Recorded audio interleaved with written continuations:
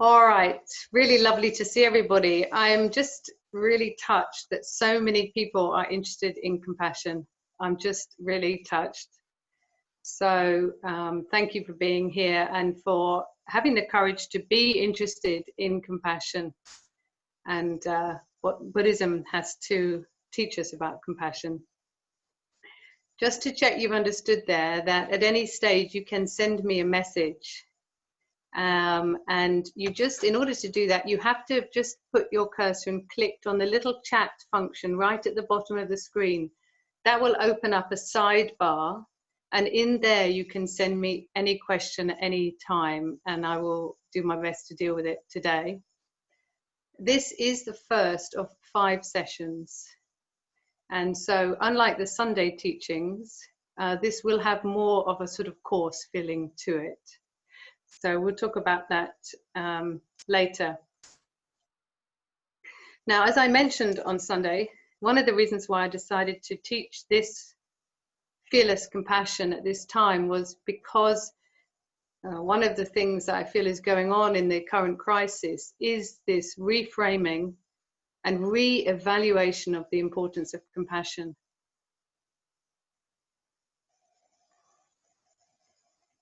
And I think we see it here on our streets as we clap the NHS. And we hear the word care, we hear the word kindness, we hear the word compassion all the time at the moment, right at the top of the agenda. That to me is a re-evaluation of this essential human quality. And I think despite all the difficulty, that aspect of what's going on is very profound and could have a lasting impact on the way we choose to live going forwards. So I thought it was very important at this time to collect people together to think about this quality now and into the future. And the point of these teachings is to encourage you to reflect for yourself and seek your wisdom within. I will give you some teachings and some pointers. But remember that as the Buddha said, find it for yourself, look for yourself, inquire for yourself. And I'm here to facilitate that. Yeah. So that's why I always encourage people to have paper and pen near them, because we will have moments of reflection here, which is about your understanding and your inquiry. Okay. I think, as you know, if you've read my book, which I know a lot of you kindly have and helped and learned about the charity because of that. I had a personal experience of profound compassion in my life, which completely transformed my notion of what was possible. It enabled me to value compassion in a way that I've never thought was possible, because I hadn't really been encouraged to see kindness and compassion as an important life-changing quality, not like owning stuff or being successful in a career, which things I had very much valued,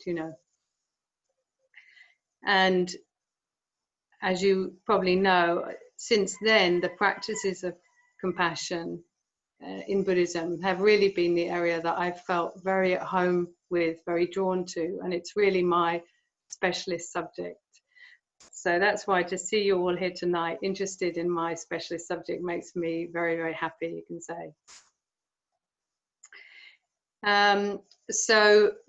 If you get your piece of paper and a pen now, we're going to start at the very beginning with this mind that inquires, with the mind that looks to see what's the nature of your mind at this point, for you to see that clearly, with that kind of attitude. Yeah. So I like drawing big circles with lots of bits coming off them. You might like drawing lists. I don't know. Just find the right way to reflect on the next questions that I'm going to ask you. So what I'd like us to start with this evening is for you to write down or express in some way what compassion means to you, and just reflect on whether it does mean something different to you now than it did a couple of months ago.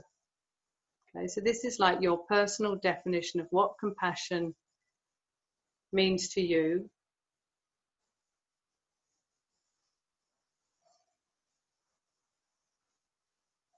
And whether that meaning has enhanced or changed because of the last few weeks, if you can add some little spice to the mixture now because of what's happened.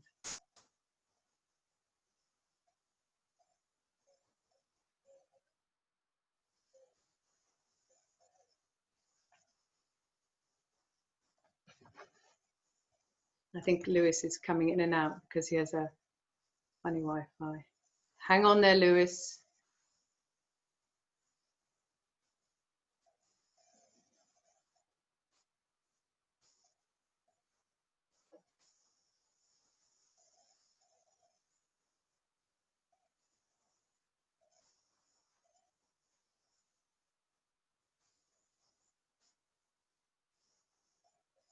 Next, from that reflection, I'd like you to consider, how have you gained that meaning? Is it from theory, or is it from your lived experience? What has been the source of that inquiry into compassion, that definition of compassion? Where have you learned that? In what way? There may be some of both. You know, there may be some, particularly if you're already a Buddhist, there may be some theory, but also what lived experience has framed this definition.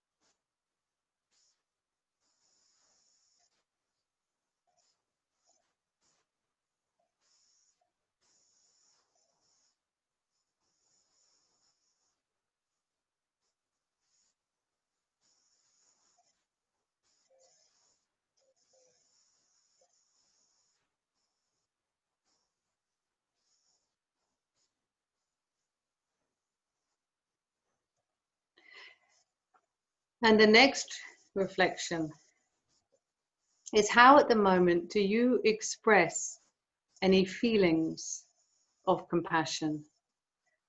Obviously, this could be in thought or speech or action, the three doors that we talk about. How do you express your feeling, your form of compassion in your life at the moment? And again, that may have shifted in the past few weeks. It may even be linked to some specific event that you've had to endure in the last few weeks. I realize for some people that might be the case now.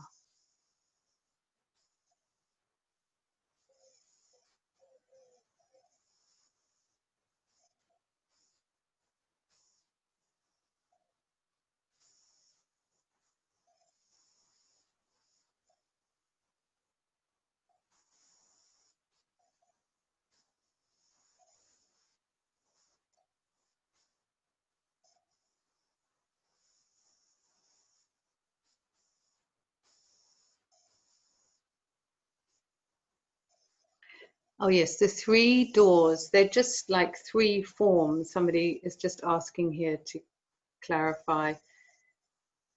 So from a Buddhist point of view, or even from a yogic point of view, remember a lot of Buddhist theory predates Buddhism, comes from a yogic heritage or a Vedantic heritage predating Buddhism.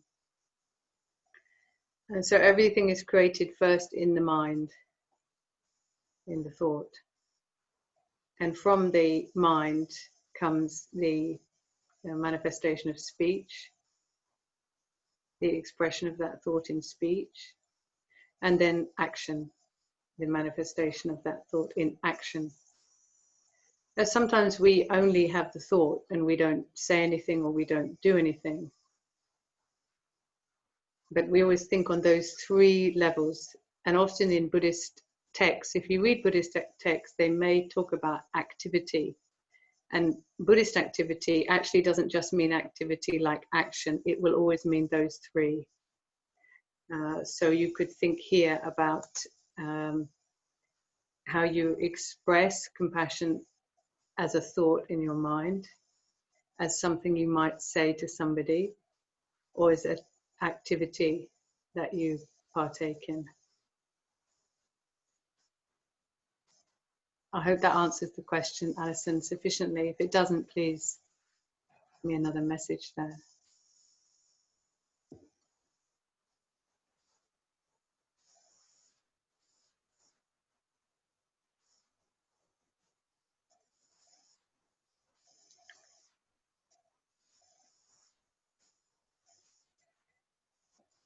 And the next reflection I would like you to consider is, when is it difficult for you to express compassion? And again, you have those three doors. Think of compassion, to speak compassion out loud, to act with compassion. When for you is that difficult? Your time. This is not a judgment. This is not about judging yourself. This is just about knowing.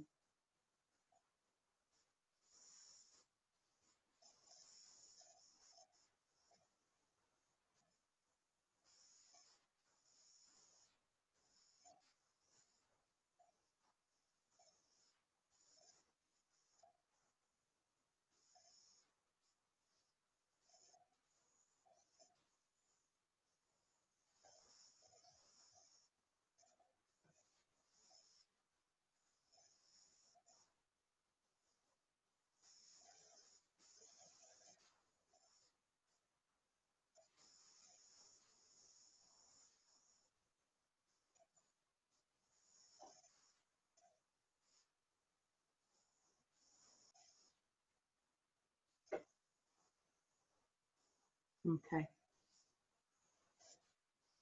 And finally, I would like you to reflect.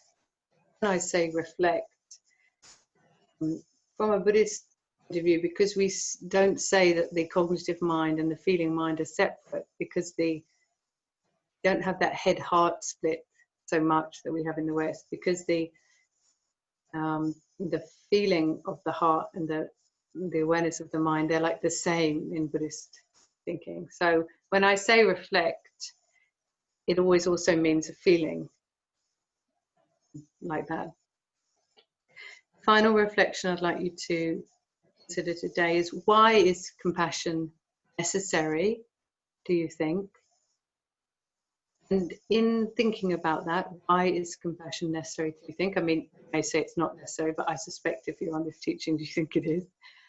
And a part of that might be just a moment of allowing yourself to reflect on what kind of world it would be without compassion. Okay, so why is compassion necessary? Informed by the feeling or thought of what kind of world it would be without compassion.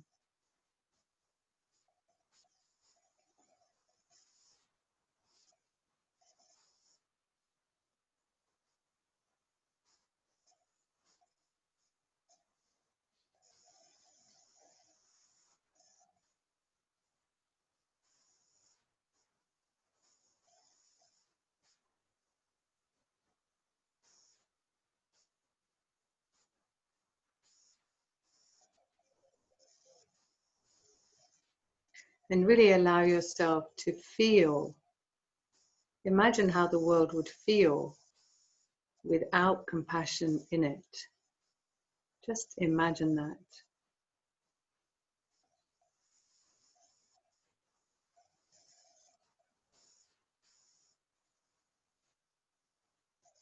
Maggie, you look already exhausted at the thought of no compassion.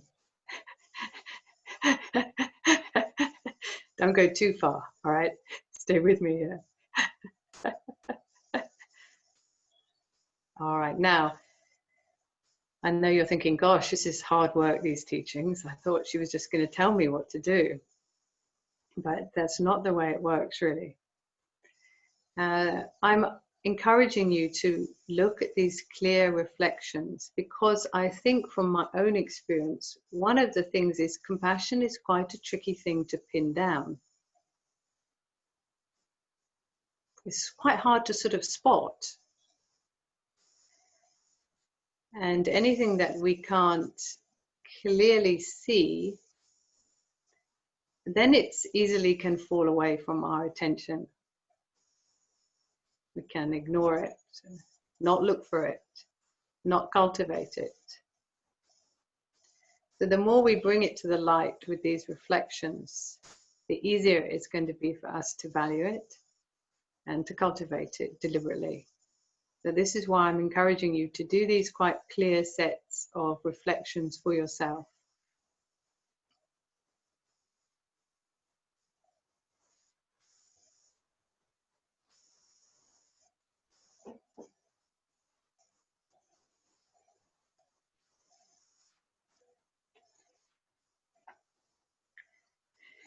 Now, I brought in the word fearless because I really like the phrase fearless compassion, and it is in the Buddhist text, but I also feel in my own understanding it's a good combination. And so I'd like us, before we continue, just to think for a moment, for you to think for your moment about what your responses are to the idea of fear and to the idea of being fearless. What they mean to you, a state of fear and a state of being fearless. What does that mean to you? Because it may mean different things to you than it does to me.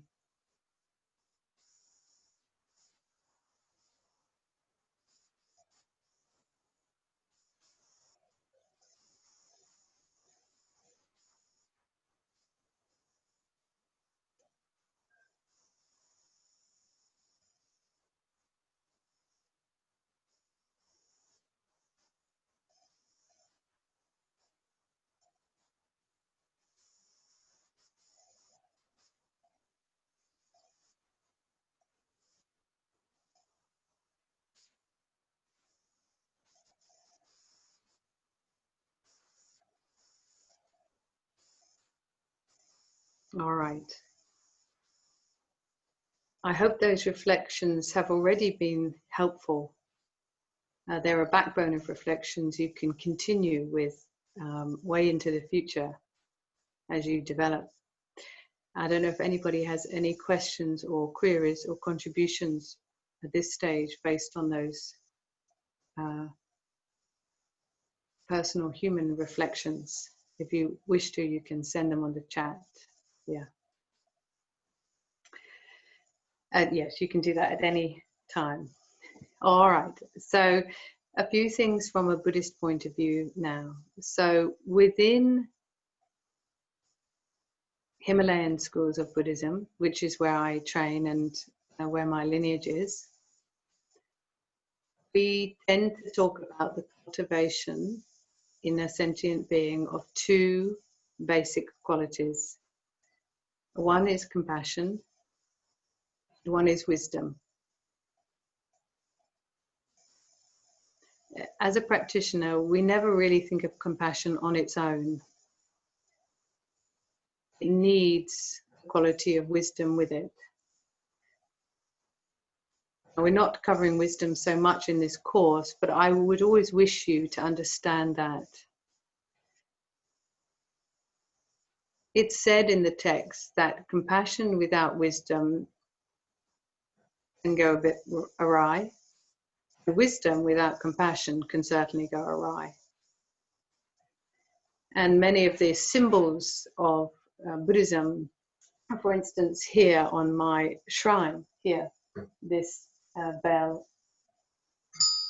Lama's bell he gave me from his 3-year retreat. This is the bell of my teacher. This is a symbol It's actually a female symbol for the female, and it's the symbol of wisdom, actually. Yeah. And then the doge, the thunderbolt, is the symbol of compassion. So when you see these two implements on a Buddhist shrine, they refer to these qualities, and often in a tanka you'll see them crossed against each other like this to signify the fact that they are indivisible. We should never really have one without the other. Okay, so although this course is primarily about compassion, bear in mind the context is always that it is in inseparable union with wisdom, and without it then it's a bit lopsided, you can say, right? Maybe if Lindsey persuades me to do a course on wisdom, then I'll never leave this computer. Hey, Lindsey? There we go. Put that up there.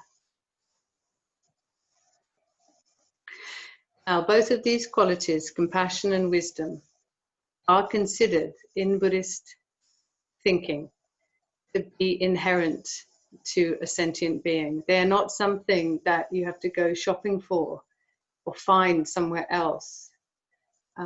Within Buddhist thinking, they are absolutely within the heart, and literally the physical placement or the physical positioning is this central part of the torso. They are in what's called seed form, and that's what is described as Buddha nature. This idea that every sentient being has the seed of limitless compassion and wisdom. It's there already. The seed, Sanjay Nyingpo, the essence of what it is to be a Buddha, which is just think of it as a state. Try not to think of it as a particular being or a form. Try to imagine it as a limitless kindness and wisdom, limitless compassion and wisdom. The essence of that is within everybody that's on this call, and the birds that are currently flying above my ceiling, and Socks the cat, who is very fatly wandering around somewhere looking for an extra meal right now. Whenever we look at another sentient being, if we could see the essence of limitless, unlimited kindness and wisdom within them, if that was the first thing that we saw,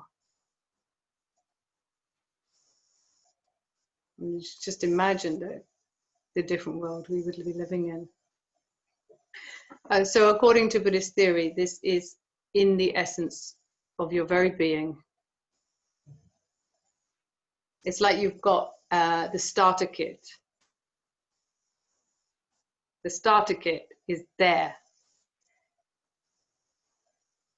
And from a Buddhist position, from this starter kit, you can choose in this precious human life that you have to develop it.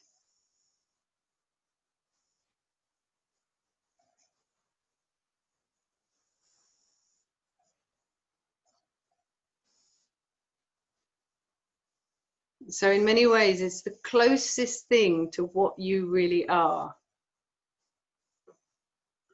Even though I know you think you're a lot of other things.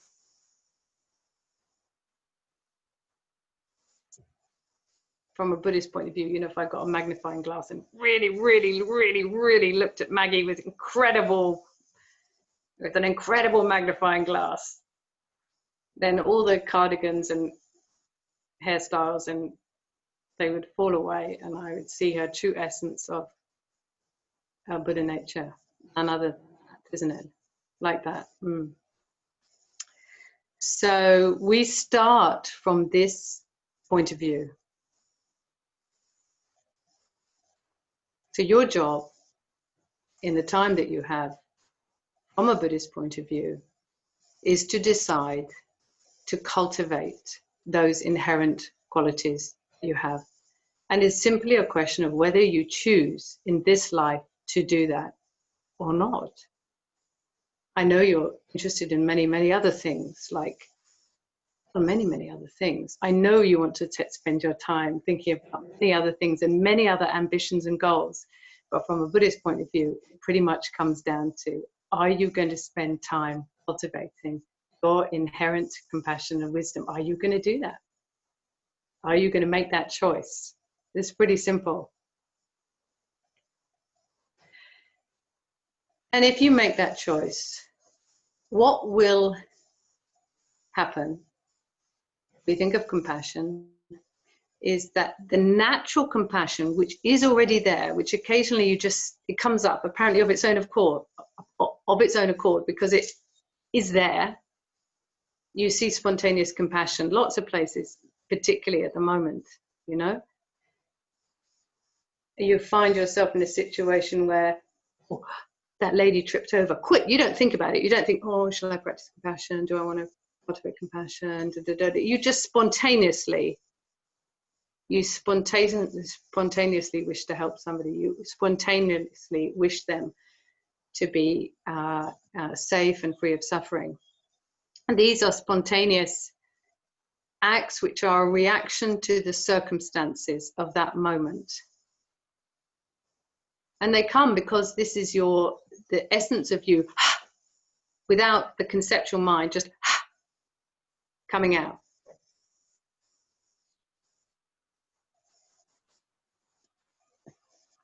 Oh, Tanya said, what is wisdom? Okay, Tanya, I'll get there. But I think we already said, come on, let's have another course. No, I'm kidding. I'll get there, Tanya, I'll get there. So it's inherent.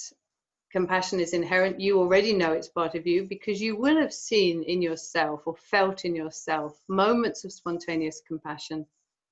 I'm sure if you reflect in your life, moments when you just helped somebody who was struggling. Think of all the times people have done that for the charity. Many of them are on this call. You didn't have to do that. Why did you do that? From a Buddhist point of view, that's the essence of you growing, like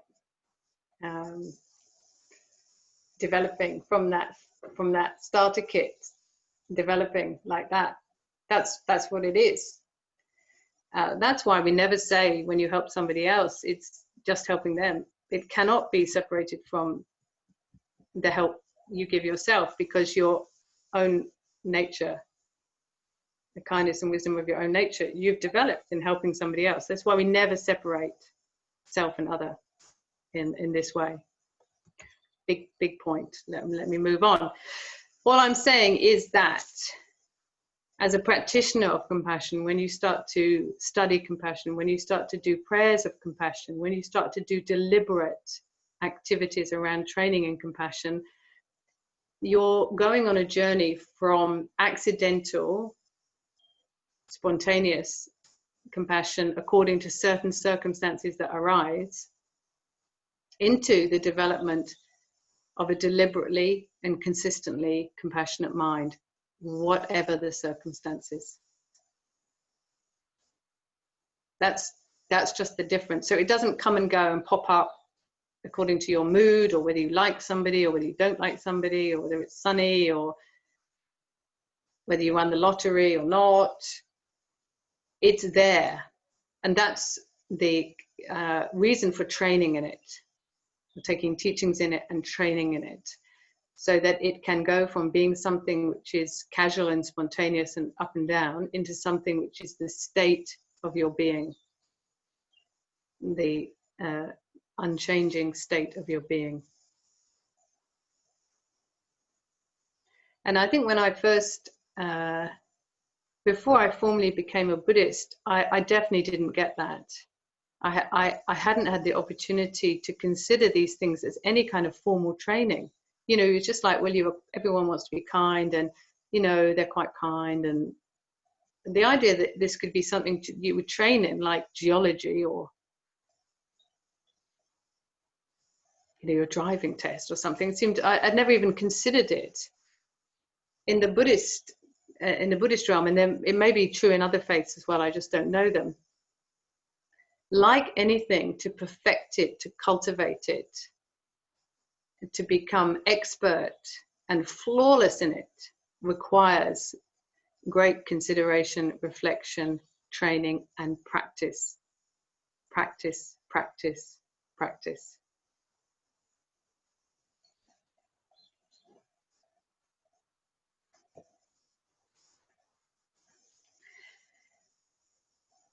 Oh, I think I'm just going to, oh, that's good. I'm just going to answer a couple of questions.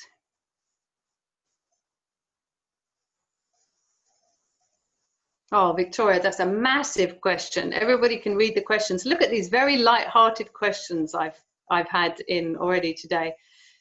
Tanya, what is wisdom? Okay, yeah. Wisdom is not about looking like Gandalf in Lord of the Rings, you know, that wizardy, long-beardy, wizardy character. Wisdom in the Buddhist realm means to know the nature of reality, the nature of existence. It's quite scientific in a way, and it's the part of Buddhist theory which the quantum physicists really like, because it's about looking at the nature of reality.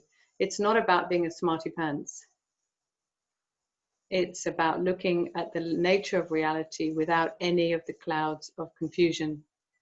And as you know from the Sunday teachings, the clouds of confusion, the thing that make us pick up the spoon to agitate the mind, anger, greed, and selfishness. So an ultimate understanding of wisdom is an understanding of the nature of reality, which is freed from those confusions. You can see without those confusions. Tanya, it's a big conversation, but that's a starting place. And it's an important starting place because we tend to have an idea that wisdom means you're a wise person like a sage with a long beard. And it's not that at all, really. It's absolute clarity of seeing the nature of reality. Yeah.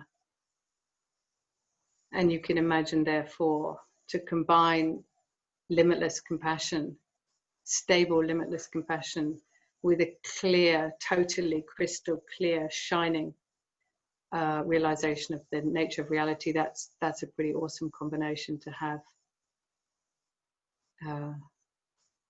And that's what we all, from a Buddhist point of view, could become, isn't it? You're right, Lindsay, you're sneezing. Is that good luck? All right, Victoria's asked a very tricky question here, so I'm going to speak it out loud just in order to help me understand it a bit. How do personal boundaries come into play when considering instinctive compassion when someone is mean or abusive in your life? Victoria, this is a massive, massive, massive question and not an easy one to answer. Could you help me here by unmuting yourself and just clarifying this question for me? Is that all right, Victoria? Yeah, that's fine. Thank you for reading it. Yeah. The thing that came to mind, it was when you said about compassion being there, whether you like somebody or not. And when it's advanced, not as a beginner. Okay. Yeah, not as a beginner. Remember. Yeah. Sorry, carry on. Yeah. Yeah, somebody sprang to mind who I is a family member who I know would keep on drawing that compassion and using that as a tool to get what they want. And I just wonder about bringing personal boundaries in when the compassion that you give can be to the detriment of your own self in that situation where somebody abuses that kindness. And I wondered just how you can feel that balance, and when that balance comes, can you stop it, or do you just not care because you're a compassionate being and you give because that's your inherent nature?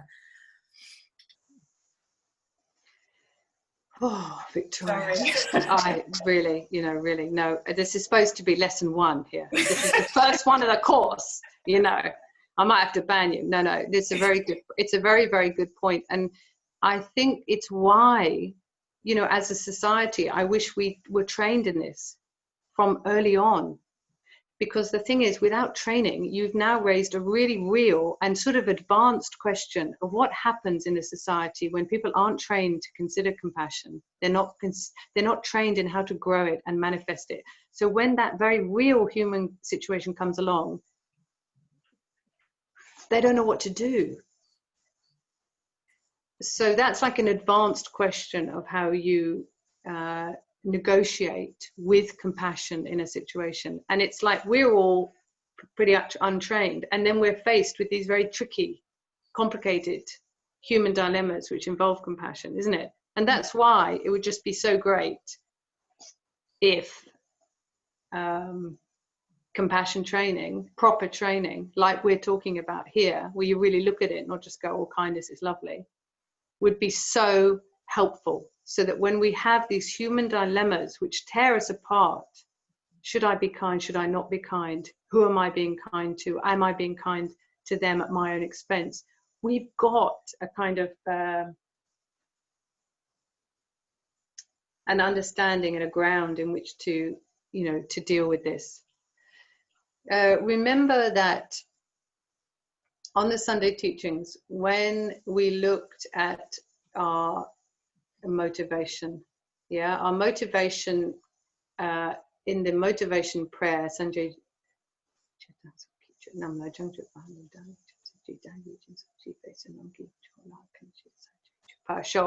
remember that we said that we have the two parts to it, for ourselves to completely grow our nature, to become totally clear ourselves, yes, and wishing to be of service to others, and those are even in the Chenrezig text, even in the compassion text, those you will see them described differently. So there may be times when you will need to look at how those maybe are pulling against each other. This may be one of those times, I suspect. Let me just check in the compassion text if we can actually find a sentence to that. Hold on a second. It's in the longer one that I did.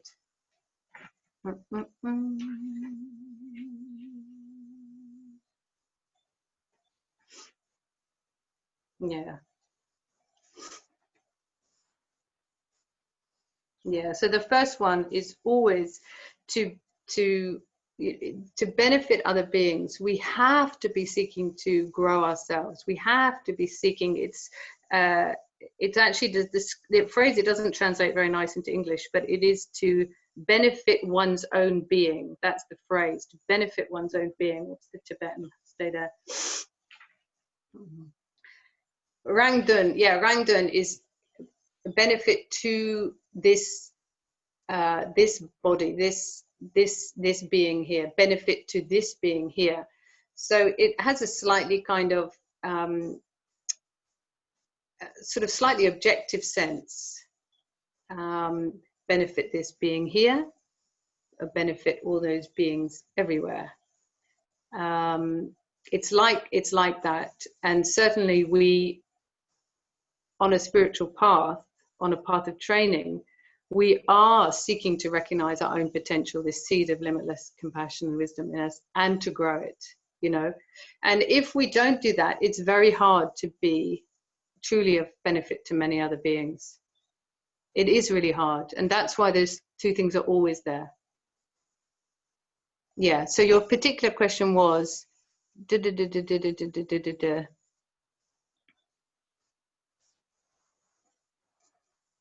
it really depends on the level of your training. Okay, this question really depends on the level of your training. So, for a beginner who's on their path just cultivating, they would probably need to very much think of how they can stay clear and okay in order to eventually benefit other beings. For a more advanced practitioner, there may be the practice of bringing obstacles into the path. But so this is the point why we need a training, really,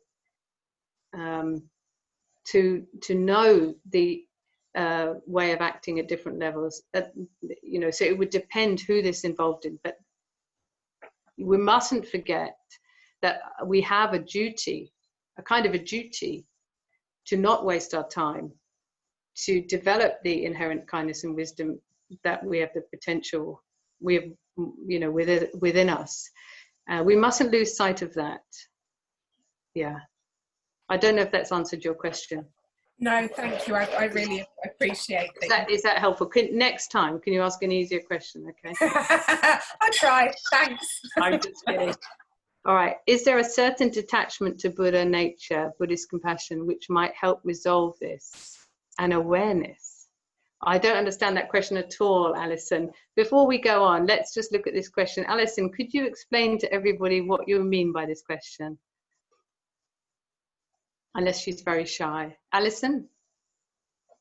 Oh, do you think she's gone? No, I'm here. Oh, Alison, I was very worried there that you just put that tricky question and then left the room somehow, you know. No. Could you explain what this question is, remembering that this is the first one of the course and we don't want to scare people off. Oh, right. So what is the essence of your question here, please? I was just wondering, I mean, I'm a yoga teacher, right? I'm not a Buddhist, but I was just wondering if that detachment, that observer that you cultivate in yoga is maybe almost, a defense is not the right word, but it gives you an objectivity perhaps on the compassion that you're dealing out to these other people, which enables you not to be quite so drawn in and sucked in really to it. So you keep that kind of observer stance, which might help. Yeah, we could look at it in that way. We normally look in it in terms of the stability of the mind, how stable the mind is throughout. It's not really so much detachment, it's more about the stability, which is unwavering. That's the thing. So the awareness of the thing that's inside you that doesn't change. No, it's that you've cultivated it through training, through philosophical inquiry and the prayers of compassion. The growing has happened, right? And once a little seed has become a little seedling, and then it's grown a bit more, it becomes much more stable. Like, you don't worry that the wind is going to knock it over, right? When it's a little seedling, it's like, it's quite, it could knocked over, too much rain, it just, you know, goes into the ground. Once it's grown a little bit, right, with training and guidance and prayers, etc., then it's much stronger. It can survive more wind and tussle. It's still there, and it's still there. It's like that as you grow a mind of compassion. It's not about detachment, it's this strength. That's a great analogy. Yeah. Okay. Yeah, I like my gardening. It's very helpful. We had I deliberately went to buy compost and seeds the other week for Sunday teachings, and the person in the garden shop that was still open, I said, well, no, I'm not really growing it. They're just for meditation practices. I think she thought I was completely bonkers. So look at the world around you to understand compassion. Look at the world around you to understand how you cultivate things. What are the root of things? What soil do they go in? Who tends them? How do they grow strong? Look at the natural examples, because they're always a good analogy for how we grow the mind, what we grow in the mind, whether it's anger or compassion. What are the conditions that encourage it? What are the what are we feeding it? It's whatever you're growing in the mind, whatever you're cultivating, you can look at nature and observe. Okay, so in the Buddhist, not only feeling, maybe this is helpful. Yeah, we've had a really good comment there. Compassion can be, we're getting a bit advanced now, but I'll say it anyway. compassion can also be defined as skillful means. When it's defined as skillful means, it actually has within it the first 5 parameters. So for serious Buddhist practitioners, you know there's a generosity, ethical conduct, patience, enthusiastic diligence, and meditative concentration.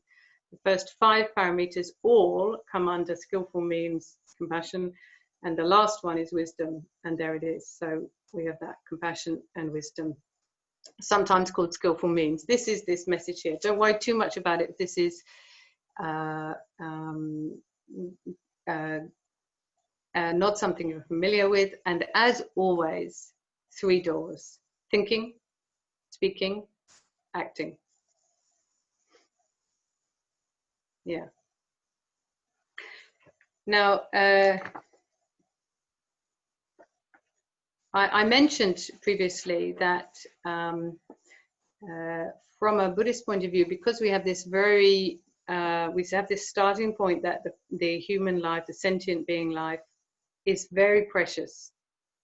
What makes it particularly precious, we have this phrase, precious human life. What makes it particularly precious is the opportunity to grow this seed of compassion and wisdom. And when you read in the texts, there's a kind of sorrow. There's a sort of sorrow of a hugely lost opportunity if one doesn't choose to do that as a human.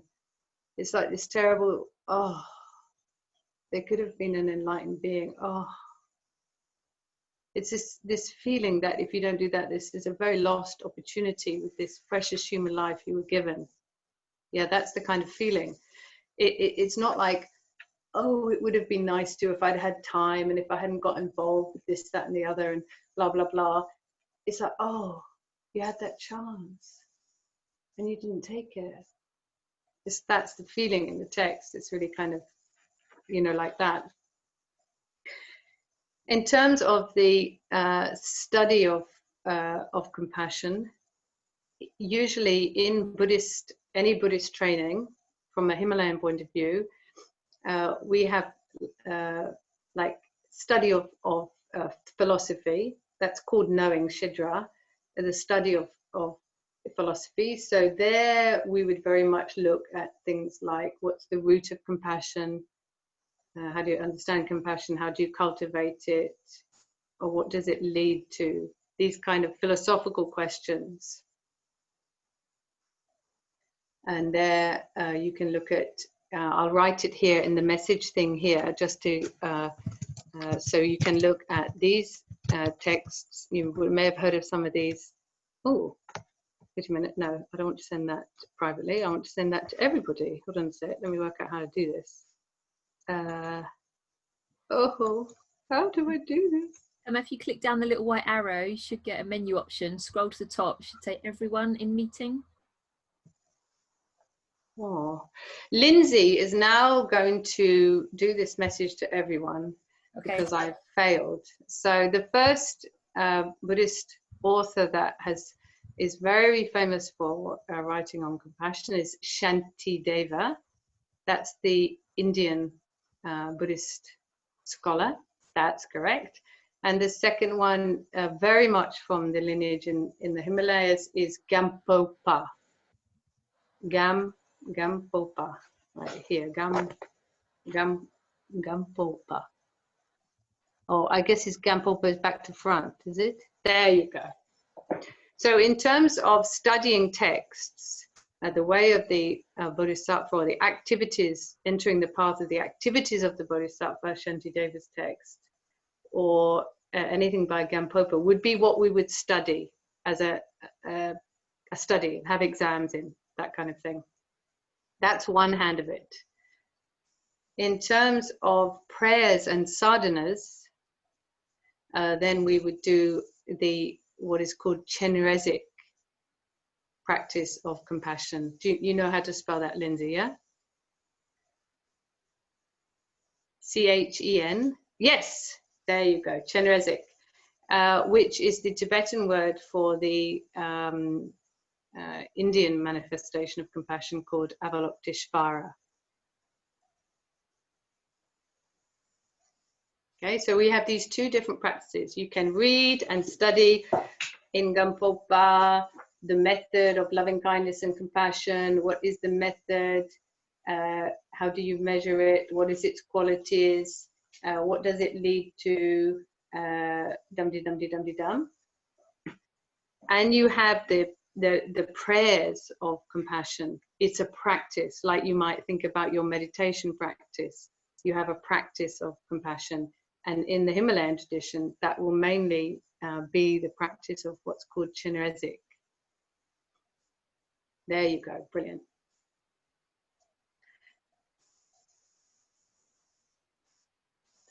So what does it mean to practice the prayers of compassion of Chinrezig? Yes. In a very simple way, it means this. So I will just guide you through this for a minute. So you can put your pen and paper down. Vicky, be patient. It's a course of 5. Be patient, okay? All right, I'm getting there. All right, I have this logic in my head now. Relax. So put your piece of paper and pen down, and we'll get to the essence of practicing compassion without any text. The practice of compassion is the practice of your inner mind, your innermost mind, knowing that compassion is essential for the world and for every being in the world.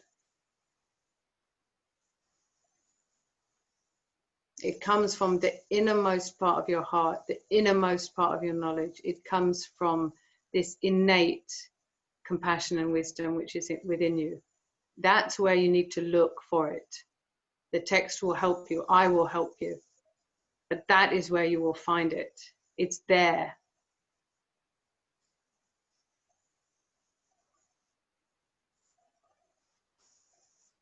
To be honest.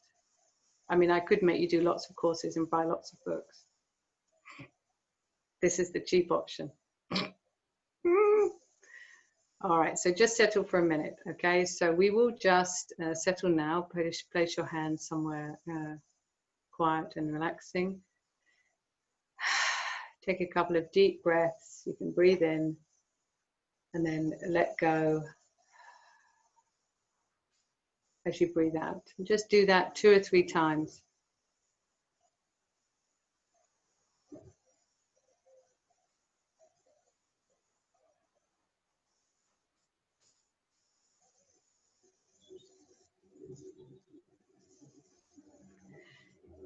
You can rest your eyes, you can close your eyes if it will help you to feel more profoundly in touch with your innermost heart.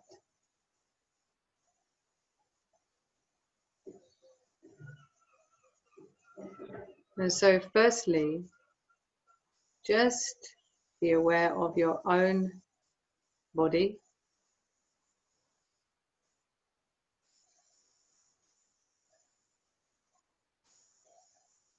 Your own human form. This opportunity that you have in this human form. Take a minute to feel the precious opportunity of this human form that you have.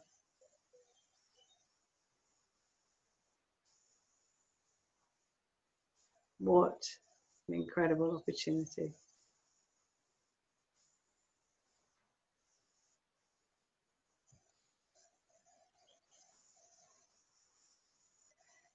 And inherent to it, this seed. The seed is sitting there in your heart. The seed of limitless kindness and wisdom. It is already there, wishing to grow, wishing to show itself to your eyes.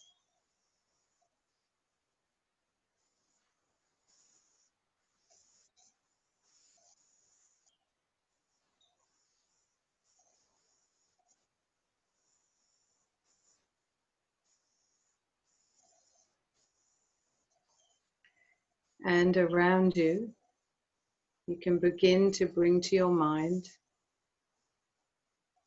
the people close to you.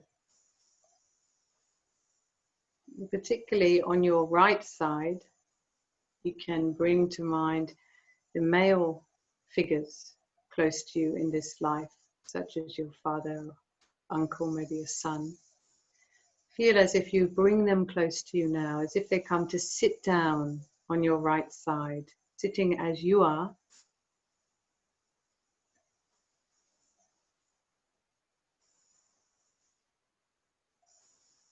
Noticing in them this seed of limitless kindness and wisdom.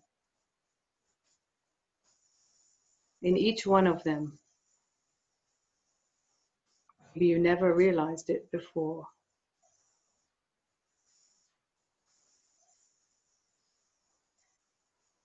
On the left side, you can bring to mind significant female figures in this life. Your mother, aunt, daughter, perhaps. Encourage them, come, sit near me now. Their innate kindness and wisdom has to come with them.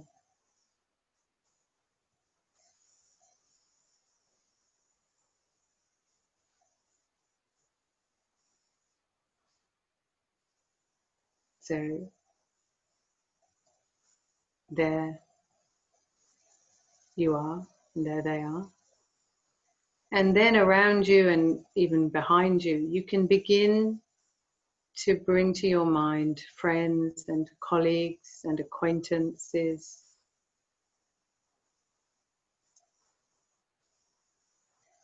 Whenever you invite them, make sure to remember the seed which is within them.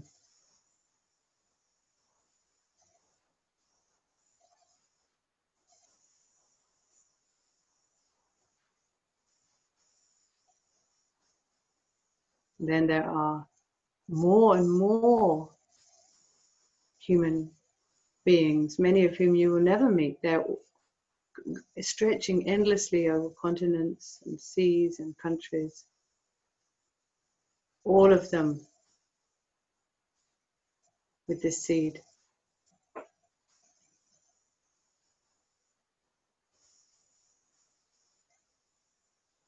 And there are birds, and there are fish, and there are insects.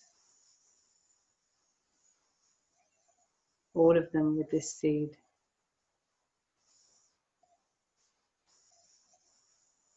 All of them with this potential, should they choose to develop it. You're sitting in a field of these beautiful seeds, endless.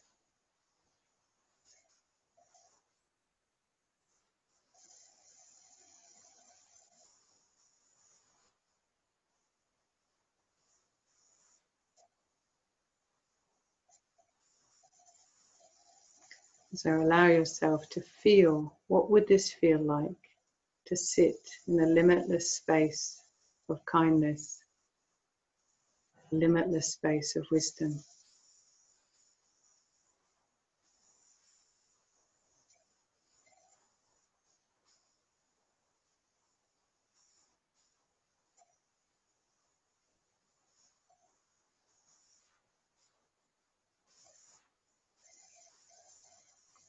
And know that this is none other than the space that you are already sitting in.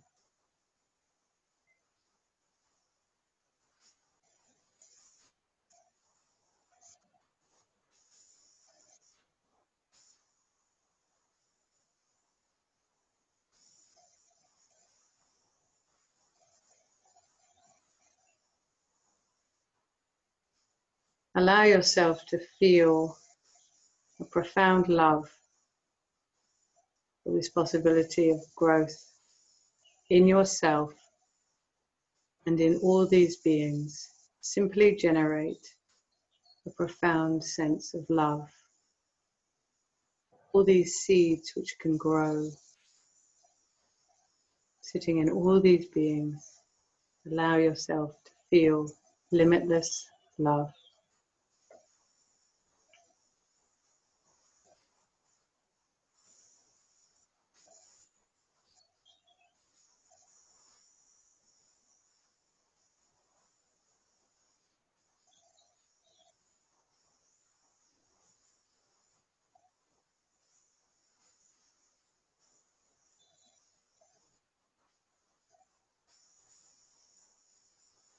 And then you can just imagine that all of these limitless beings with their seeds of compassion and wisdom, full of this love, they're all going to gather up as if to become light, as to become a small shining ball of light. And it's going to just remain above the crown of your head. And it's so intense with its kindness and wisdom and love. It's just so clearly shining. It is fearless.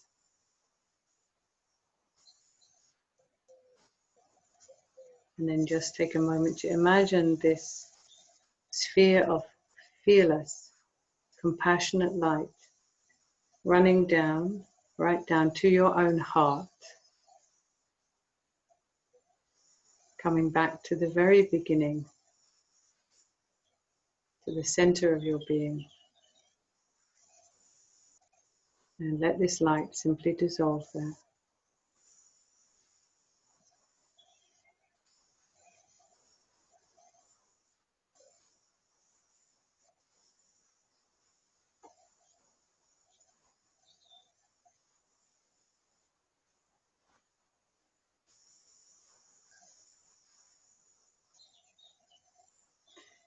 And now just in your own mind, you can just express the wish that this small practice will already benefit many, many beings. Just make that wish in your own mind.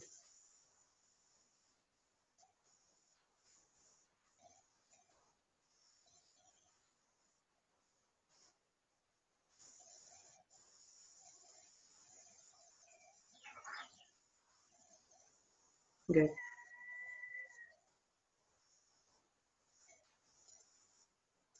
So you can just take a moment there.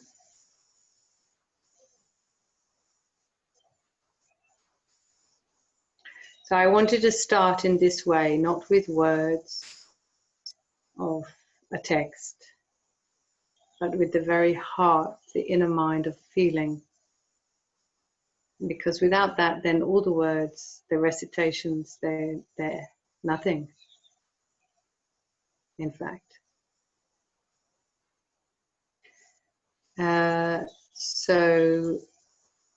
Okay. So if you didn't know me before, you've probably worked out, oh, she's quite hardcore.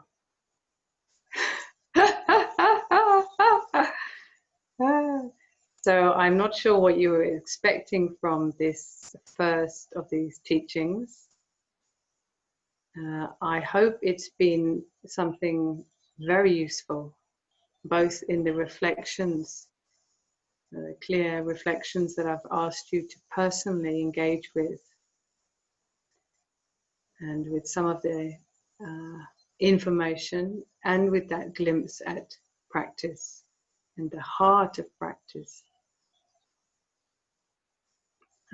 Does anybody have a question they need to ask me at this stage, just before we wrap up? You can raise your hand, or... Oh, there was a noise. Is that you, Lindsay? No. Okay. All right. So now, if you're strong enough and you want to come on this journey with me, there's going to be 4 more classes. And what we've done, oh, that's fine, Tyler, that's absolutely fine. What we're going to do is, Lindsay, confirm that you're correct here, Lindsay. Lindsay is going to send everybody that's been on this teaching the one link for the next 4 teachings, so that rather than us constantly email you all the time, particularly if you're doing the Sunday classes as well, you're going to get in a right confused mess with all the teachings. So we're going to have one link for the rest, the 4 next sessions of this, okay? And she's going to send you that. You have to sign up for that. If you can only do a couple of them, it doesn't matter. Just make a smaller donation So don't think, oh, I can't do all 4. It doesn't matter. Please try and do as many as possible. I'm in a particularly talkative phase, but it may not last as long as it looks. So I would encourage you to take advantage if you find it helpful. Yeah. So Lindsay will send you that link. Oh, look, she's done things here. Look, she's already put things on the chat thing. Yeah. And if you, if anybody else wants to join those next 4, then they can. But I think after that, it might be tricky for people to get the grasp of what I'm doing. So, yeah. And if nobody comes then on the 21st, Lindsay, then I guess you and I will just swap jokes or something, is it? And what else to say? Other than that, this Sunday, I will be talking about resilience and some of the nuances that we need and its relationship to the parameter of enthusiastic diligence, how to keep going. And you may find some of my teachings will surprise you there. So Lindsay, again, will have that link. That's 11 to 12 UK time on Sunday. And Tanya and Sarah, and Vicky, I will reflect now on Trust Me, on the next teachings. If you are going to need a text or particular paragraphs, don't worry, I will sort it out. Okay. Oh, well, I'm sorry to leave everybody. As I said at the beginning, thank you for being fearless in taking your time to value compassion and to think about developing it in this life. I really, really thank you for that. And I hope to see you next week. Thank you, Lindsay, as always. Thank you. Thank you. Thank you. Bye. Thank you. Thank you. Bye-bye. Bye.